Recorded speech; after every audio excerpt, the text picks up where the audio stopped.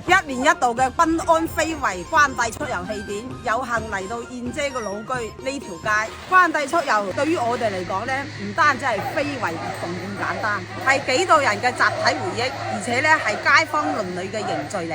燕姐今日就帶大家感受一下賓安1年1度嘅關帝出遊係點樣嘅，跟住嚟。金珠咧係唔少得嘅，代表豪氣赤壯。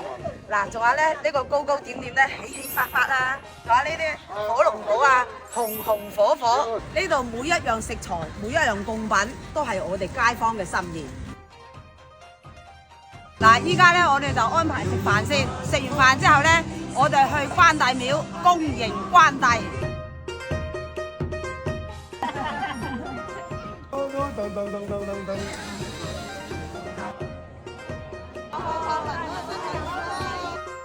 關帝準備出發啦！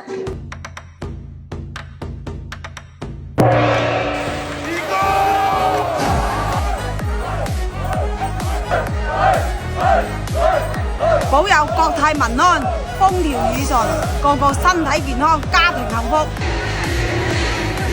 熱鬧啊！你睇下關帝老爺出遊嘅衣袍啊，我哋都會細心去整理，係我哋對佢嘅敬重。我哋沿途走過去，各家各戶都擺滿晒貢品啊、飲料啊、水果啊。行到口渴嘅時候，你隨便攞嚟飲，隨便攞嚟食。唔係我哋廣東人有幾有錢，有幾得閒，而係大家齊心去做一場祈福。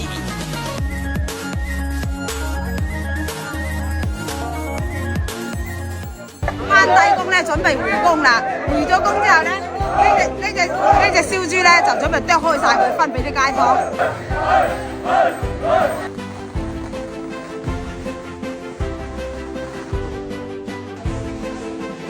我哋今晚食埋呢餐飯之後咧，呢個活動就圓滿結束啦。呢次咧唔單止係一場非遺盛宴，而係我哋每家每戶嘅仔仔孫孫啊都聚埋一齊，家家戶戶都帶着歡笑，仲開心過過年。願國泰民安，我哋每家每戶嘅生活越嚟越好。我係順德燕姐，你哋感唔感受到賓安嘅溫度呢？如果你哋有時間啊，一定嚟參與一下。